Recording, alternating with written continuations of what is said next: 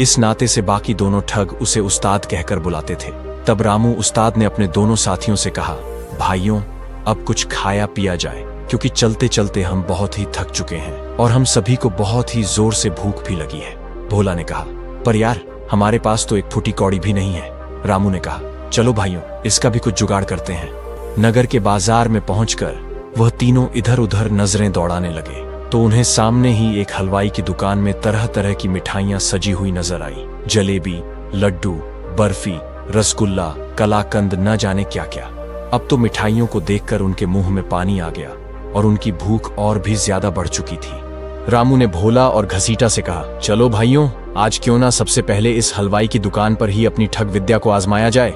रामू की बात सुनकर बाकी दोनों साथी भी बहुत ही खुश हुए और वह चहकते हुए कहने लगे, हाँ उस्ताद जी आप सही कहते हैं। घसीटा ने कहा, मेरा 20 साल का तजुर्बा है, पहले पेट पूजा उसके बाद कोई काम दूजा।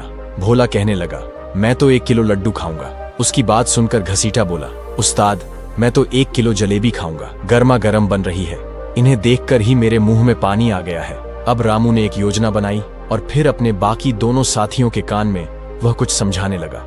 जब उन्होंने सारी योजना समझ ली तो फिर अपनी योजना के अनुसार भोला और घसीटा दुकान के अंदर चले गए और दुकान में जाकर वो बैठ गए।